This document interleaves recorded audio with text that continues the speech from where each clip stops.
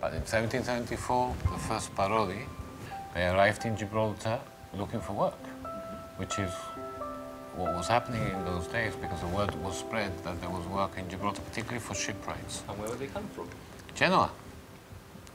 As you know, the Great Siege started in 1779, and it was in 1801 that Bartolomé started his first business, which was Bartolomé and Sons Merchants. And he used to bring import from Morocco into Gibraltar and sell the goods to the garrison. Yeah. So that's when the whole thing started.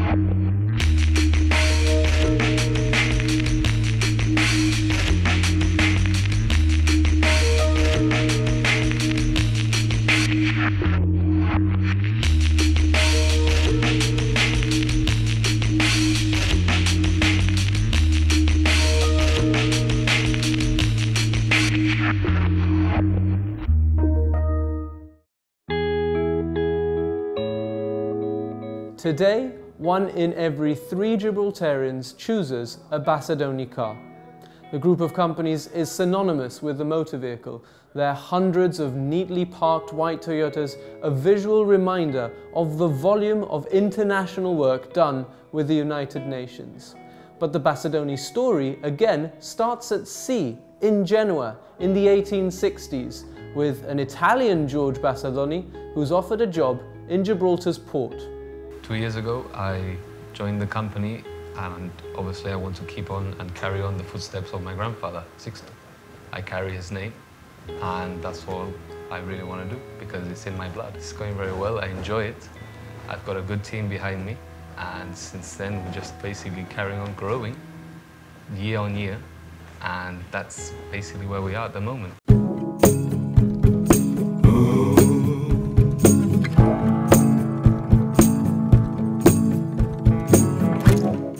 So Dad, when's the last time you ever taken a rock tour? Well, actually, to be truthful, probably over 12 months. Wow. However, you need to know the history. And that is that your grandfather started rock tours with minibuses in the late 40s, beginning of the 50s, when he first bought the first minibuses that came to Gibraltar, which were 9-seater buses, Volkswagen. The pioneering of rock tours in Gibraltar. People are very, very impressed. The feedback I get from everybody is they love the tour. It's a perfect timing. It's not too long, not too short. Views are amazing. The cave is very impressive, and then you get the funny monkeys. So I think it has all the ingredients. Talking about after 1985, with 12 coaches a day. That was normal. And I can tell you that the record was in 1987, when we had in one day 17 coaches. In 1971-72, again I had quite a lot of meeting in more often and business when I was in the Gibraltar tourist office. And Sixto more than once helped us out in taking people around the Gibraltar and all this sort of thing, because he used to put a little bit more into it, a little extra, as I said, with his humor. It was quite a character. And I remember seeing 1883 and 1898 directories, adverts of Parody, the very beginnings of the, shall we say, halfway through the history of the Parody families in Gibraltar, going back to 100 years or more. And I also remembered, of course, these postcards, which I value tremendously, because one Albert gave me when I showed him the first one I had, which Sixto had given me, And the third one I found in London, where I've been occasionally shopping for old picture postcards. So those 3 postcards to do with Parody Tour are very close to me. I remember his small mini coaches he used to use, as you'll see in the card. One of them by the lighthouse showing his mini buses and taxi hire cars. Bartolomeo was part of the militia, the Genoese militia, fighting against the Spanish and the French during the Great Siege of Gibraltar. And one was 3 years old when the Great Siege of Gibraltar. It's quite amazing. One was the second generation, in our case in Gibraltar. Dominic was the third generation, of course, and he continued the business also. Now we've just come up Queen's Road, and here we have Queen's Bowl. There's a plaque down to the left to commemorate the Queen's visit.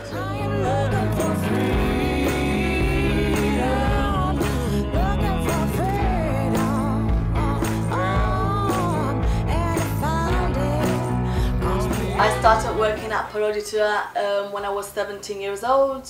When one of my work colleagues left, I became Albert's PA, apart from working in the travel agency. I've been working now for almost 20 years. The work is very challenging and it's also great fun to work with Albert. But Sixtus, the 4th generation of our family tree, and he went into property. He started the Parody Lemonade. It was a lemonade factory in George's Lane. And he also, in 1906, bought Finca Varela. Varela being, we have to go back to 1704, when the British and the Allies took over Gibraltar, and the Spanish who were here left, led by this man Varela, who was like the governor of Gibraltar in those days for Spain. And they went up to San Roque. San Roque was born out of the people, the Spanish people that used to live in Gibraltar. And this property was bought by Sixtus, and his family lived there. He developed the business of the mineral water. First, he took it to London, where the water was analyzed and certified as a very pure water, and he called it Agua de la Salud. The finca then went to the hands of my grandfather Albert, as the lemonade factory went to the hands of his brother Arthur. My grandfather Albert always wanted to develop the water more. It was being sold in the area, Campo de Gibraltar, and in Gibraltar. When my grandfather died, and my grandmother inherited La Finca. When the frontier closed in '69, my grandmother wanted to come back to Gibraltar. So the finca was put up for sale, and my grandmother came back to live here, where she wanted to be with her children, who was my father, the oldest, then there was Clemencia, Mari, Augusto, and the youngest one was Mario. Unfortunately, none of them are with us anymore, and that is how it goes in life. Parody Tour is very much the creation of Sixto, Albert's father, and he carried on with Sixto and his sister as a family. And as I said, I'm very glad that Albert's son Sixto is going to carry on. But for me, the Parody family, and in particular, I always remember Sixto, the father, as a typical Italian cum other nationalities come to Gib and made a business here. And Sixto was particularly good at that. And he did, I think, well in establishing what I think is one of the main companies in Gibraltar to do with tourism, with a tremendous experience. And as I said, it's Sixto's character and how he was that many of these firms have continued to regard the Parody tours as friends more than anything. So at some point, and I think it was on the fourth generation, which is Sixtus, the I, Parody, was P-A-R-O-D-I. The I turned into Y. And the same thing happened with Sixtus, that was later changed to Sixto, S-I-X-T-O, like we spell your name and your grandfather's name. But we have here the photograph. Incidentally, I love this photograph of your grandmother. This is when your grandfather met her. My mother, Maria de los Dolores, known as Maruja, she was an only child. My grandparents, Manuel, Acedo del Olmo, and my grandmother was Araceli.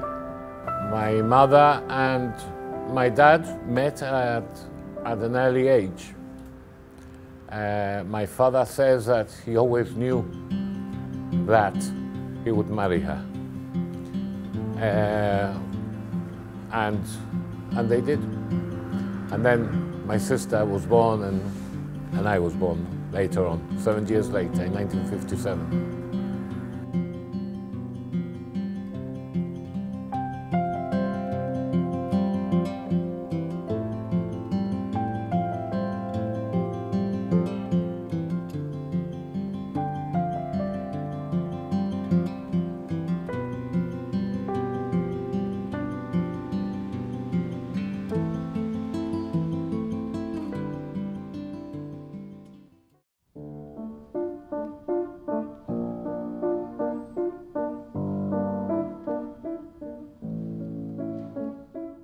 My father was the sixth generation of our family tree, and during the war, when the war started, Second World War, he was 18 years old.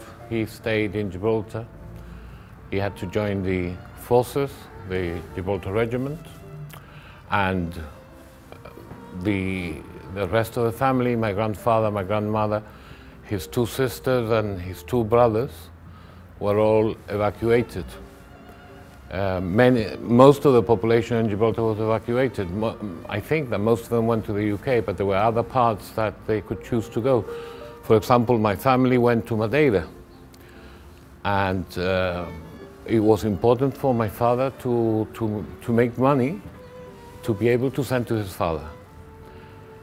His father, my grandfather Albert, left him with £10. And Sixto, who knew in those days a taxi driver who also was evacuated to Madeira, that this gentleman proposed to my father to work the taxi, and they would go 50-50. My father accepted. He did that. Eventually he bought the taxi from this gentleman. He also opened a tea room in Town Range, now known as the Cortijo Bar, and he called it English Tea Room, but I think that the least they sold was tea. It was mainly beer. And he also opened another bar in Citymil Lane. He started with other taxis, and by the time the Second World War finished and the evacuees came back from the evacuation, he had 12 taxis and 2 bars. He also bought a Bentley, a black Bentley, which was the governor's car. The MOD decided after the war that they would replace the governor's car with a new car, and my father bought that black Bentley, which he gave to his father as a gift.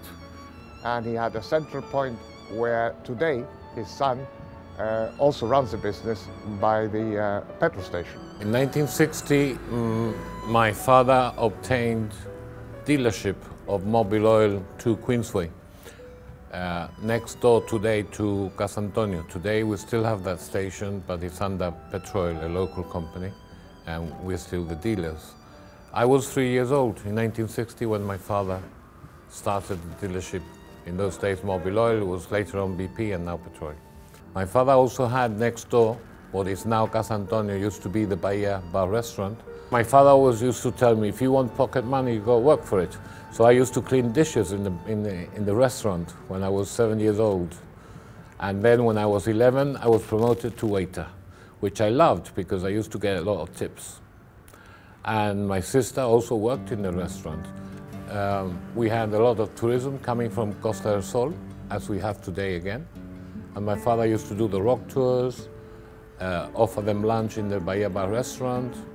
So it was perfectly situated because it's at the entrance of Main Street and also well situated for the cruise liner clients and passengers that pass by.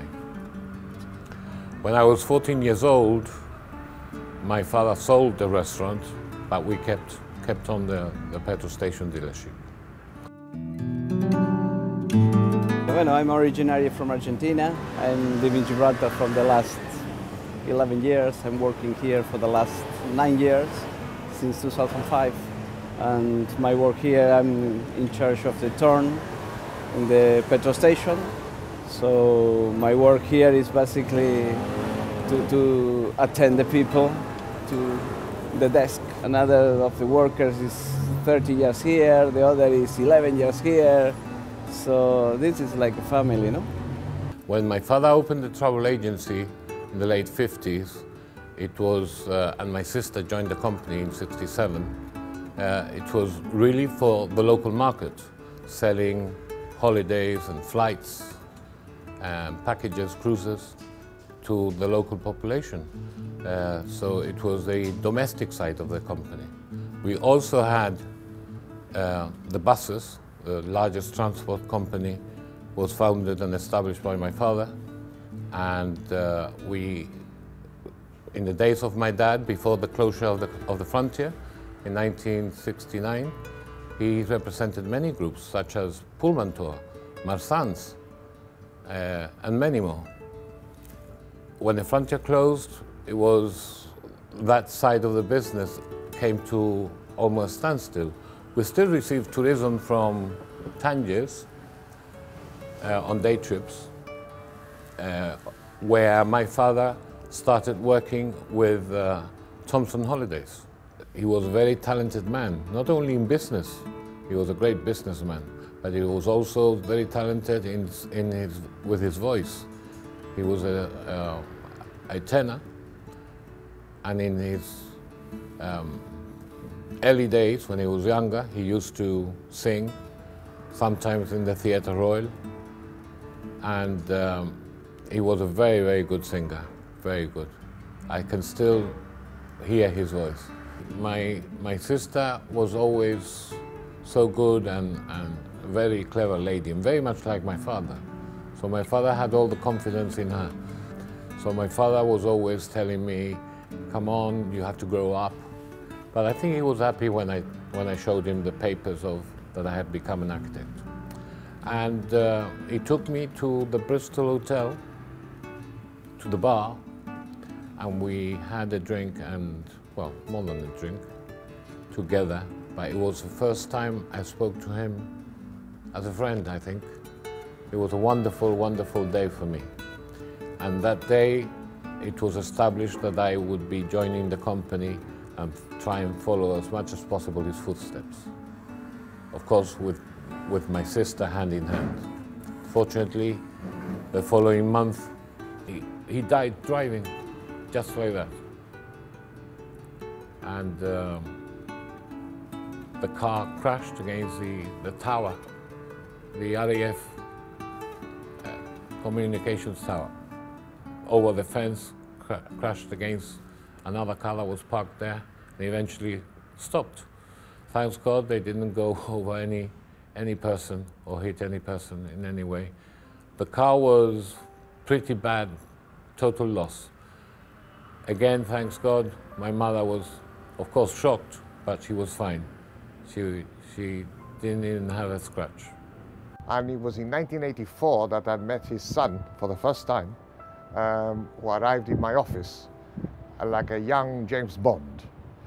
And his father had died shortly before, and he found himself sort of, in a way, plunged into the business, which he took on quite seriously and carried on developing with his family, his sister, what was quite an interesting business to do with tourism.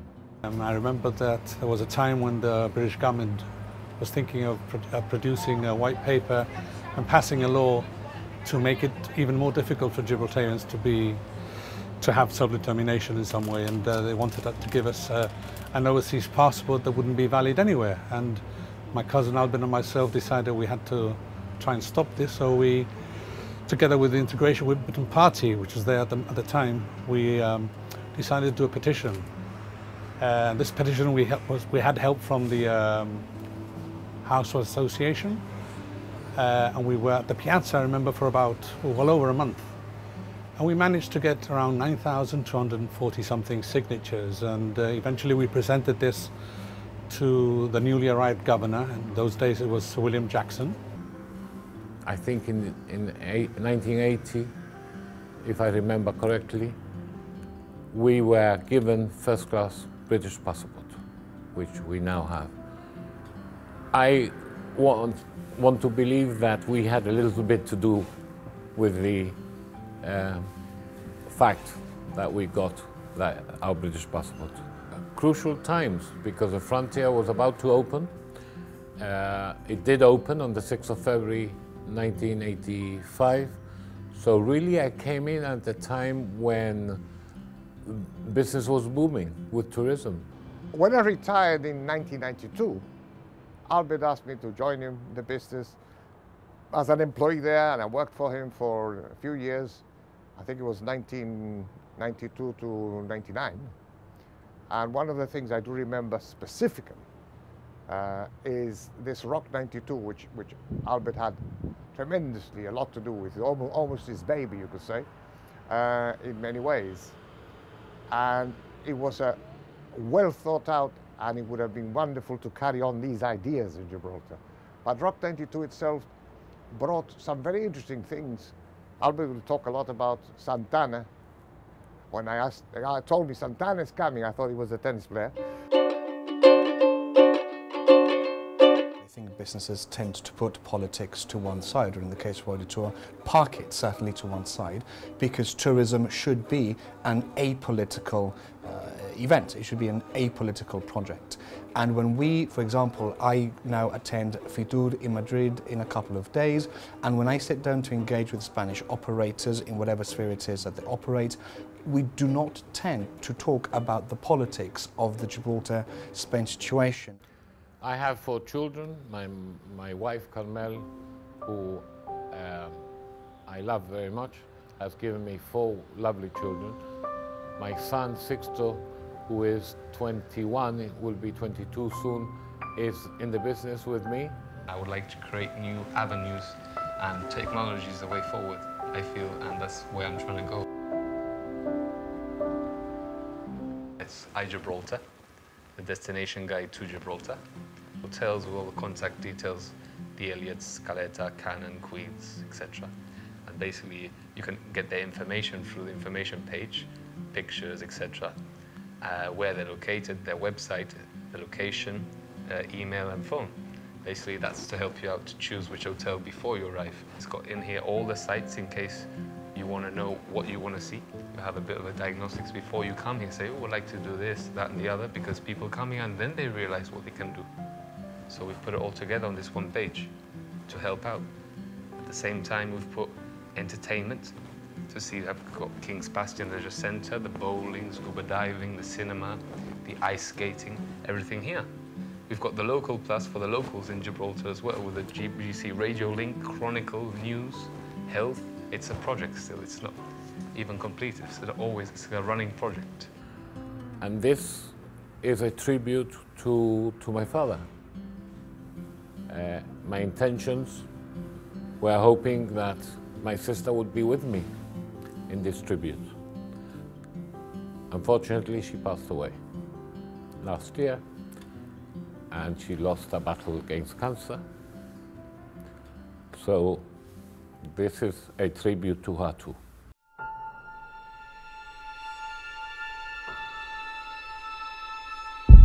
Ever since 1774, When Bartolomé came from Genoa to the Rock to fight in the Great Siege, the Parodis have done their bit to help Gibraltar to evolve. As exemplified by Sixto in the Second World War, they've managed to remain steadfast, resilient. They've seen opportunity in difficult times, and they've managed to improve their lot. Join us next week when we take a look at yet another local business with real heritage.